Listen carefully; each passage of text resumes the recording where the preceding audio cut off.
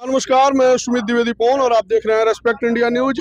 आपको बता दें कि आज हमारे साथ बिहार विधानसभा के पूर्व विधानसभा अध्यक्ष और 6 बार के सीवान से एमपी और आपको बता दें कि पूर्व शिक्षा मंत्री अवध बिहारी चौधरी जी हमारे साथ बात करने के लिए हैं। बहुत बहुत स्वागत है सर।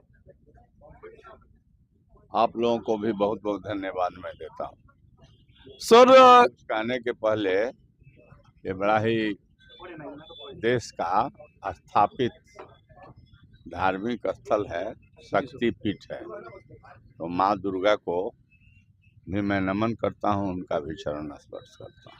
अच्छा सर, आपको देखा जाता है औसतन हर छोटे बड़े कार्यक्रम में जो भी आपके कार्यकर्ता लोग आपको बुलाते हैं, आपको आमंत्रित करते हैं, आप वहाँ पे बड़े ही सरलता से आप वहाँ पे अपनी उपस्थिति दर्ज कराते हैं। ठीक है, इतना आप सहज हैं या फिर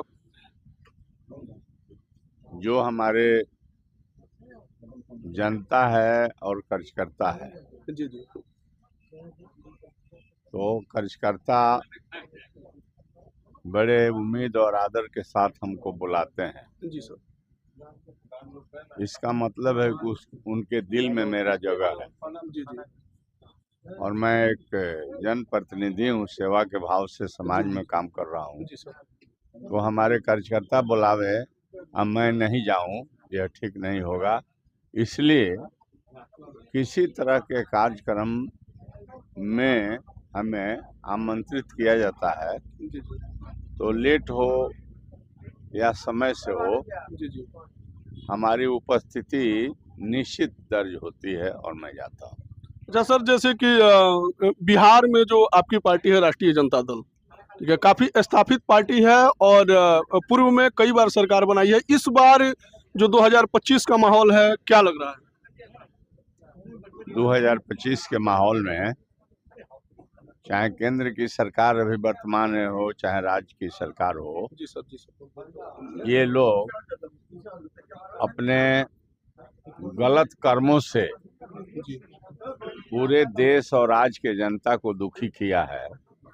इसलिए जो पार्लियामेंट के चुनाव 24 में हुआ, इधर उधर करके ये लोग सत्ता अख्तियार कर लिए, जी जी, लेकिन जो 25 के चुनाव बिहार राज्य के असेंबली के बिहार विधानसभा के होने वाला है, जी सर, जनता उबी हुई है और इस बार निश्चित परिवर्तन जनता करेगी और बिहार में राष्ट्रीय जनता दल महागठबंधन की सरकार बनेगी, जिसके अगुआ नेता बिहार के भविष्य नौजवान जी सर।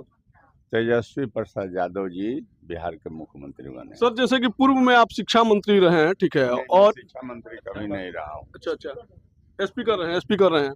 सर, जो बिहार की जो लचर व्यवस्था है शिक्षा की, इस पे मतलब आप लोग क्या सुधार करेंगे? बहुत मतलब शिक्षा व्यवस्था ही लचर नहीं है, जी सर, कोई व्यवस्था जी जी, ठीक है ही नहीं। जी बिहार में एनार्की हो गई है। कहीं जो है जो जिम्मेवारी के साथ राज्य के तरक्की और बेहतरी के लिए जी सर, सरकार को काम करना चाहिए और भिन्न भिन्न विभागों पर नियंत्रण सरकार के होना चाहिए, जी जी, जिससे जो सरकारी मुलाजिम है अपने दायित्वों का निर्वहन करें। जी सर, तो मैं समझता हूँ कि किसी महकमे में किसी तरह का नियंत्रण नहीं है और जो मतलब हो रहा है, इससे बिहार सत्यानाश की तरफ जा रहा है।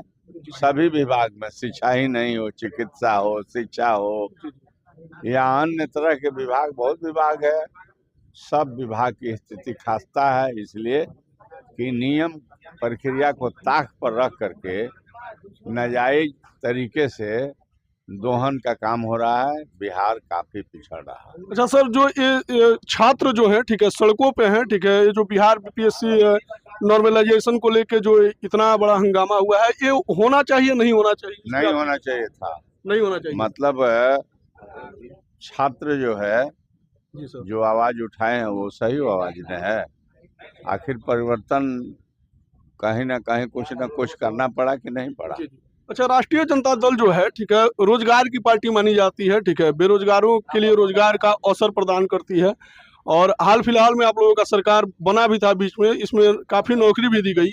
आगे क्या ये जारी रहेगा या फिर मौजूदा सरकार की तरह इसको नजरअंदाज किया जाएगा? राष्ट्रीय जनता दल ही नौकरी देने वाली पार्टी है। जी जी बहुत बरसों बरसों से इस राज्य में राष्ट्रीय जनता दल के अगेंस्ट सरकार रही है, जी लेकिन नौकरी का कहीं चर्चा ही नहीं होती थी। जी लेकिन 17 महीना हम लोग जो बीजेपी के अगेंस्ट तो हम लोग हमेशा रहते हैं। जी जी आदरणीय लालू प्रसाद यादव जी जो हम लोग के नेता हैं, उन्होंने जो नीतीश जी के साथ जो जी जी तालमेल किए और जो सरकार हम लोगों की बनी उनके साथ बिहार में, जी तो उसमें उसके पूर्व भी हम लोगों के जो चुनाव लड़ने का जो जमाना था या पूर्व में जी जी जो तेजस्वी प्रसाद यादव जी नेता प्रतिपक्ष, उन्होंने ऐलान किया था कि हम 10,000 पढ़े लिखे युवकों को जो बेरोजगार है जी उनको परमानेंट नौकरी देने का काम करेंगे जी जी और रोजगार के लिए भी हम व्यवस्था करेंगे कि रोजगार मिले। नौकरी रोजगार दोनों में दो चीज है। जी सर। तो उन्होंने 17 महीना के सत्ता में आने के बाद से काफी मेहनत करके बहुत सारे जो उनके विभाग थे या अन्य थे, उप मुख्यमंत्री की हैसियत थे, उन्होंने नौकरी का क्रिएशन किया और उसको संचिका बनाए, कैबिनेट में ले गए, प्रक्रियात्मक कार्रवाई किए, अंतोगत्वा बीपीएससी से परीक्षा करा करके 5 लाख शिक्षकों की नियुक्ति किए और यह एक विश्वास उन्होंने स्थापित किया है बिहार के पढ़े लिखे नौजवानों को कि तेजस्वी ही अगर इनको पूरे फुल फ्लेजेड बिहार के जिम्मेवारी दी जाए तो जो पढ़े लिखे लोग हैं कि उनके परमानेंट नौकरी देने का काम तेजस्वी करेंगे। इसीलिए कहा जा रहा है कि नौकरी का मतलब राष्ट्रीय जनता दल, नौकरी का मतलब तेजस्वी प्रसाद। अच्छा सर, आप तो लालू जी के दौर से मतलब राजनीति में हैं और लालू जी की भी राजनीति आपने देखी है, तेजस्वी प्रसाद यादव जी की भी राजनीति आप देख रहे हैं। लालू दौर और तेजस्वी दौर, ठीक है, इन दोनों दौर में अंतर क्या है सर? लालू जी हम लोगों के दल के एक तरह से कहिए न निर्देशन देने वाले व्यक्ति हैं और इस देश में सेक्युलरिज्म का पर्चा किसी ने फहराने का काम किया और बेजुबानों को जबान देने का काम किया, गरीबों को और सब समाज के लोगों को अधिकार समझाने का काम किया, सबको जागृत करने का काम किया। उस व्यक्ति का नाम, उस नेता का नाम लालू प्रसाद यादव जी है। इसलिए आज के दौर में और उस दौर में भी मैं समझता हूं कि आज का दौर तो बिल्कुल खत्म दौर है। इसमें तो कहीं कोई किसी का सुनने वाला नहीं है जो आपका एनडीए की गवर्नमेंट है। लेकिन लालू जी के जमाने में भी आपने देखा होगा कि पदाधिकारी लोग बिल्कुल नियम कानून में चलते थे और जो भी जाता था, चाहे प्रखंड हो, अंचल हो, अनुमंडल हो, कलेक्टेरिएट हो, थाना हो, तो सब लोग पूरा आदर के साथ लोग इज्जत भी देते थे और कार्यकर्ताओं की मान सम्मान भी मिलती थी। जैसे कि आज के दिन में आप जो बोल रहे हैं तो हम तेजस्वी जी आज ही नौकरी नहीं दे रहे हैं। लालू प्रसाद यादव जी भी थे तब 25,000 शिक्षकों की बहाली उस समय भी हम लोगों ने किए थे। 1640 दरोगा के बहाली किए थे, कहीं उंगली नहीं उठी थी।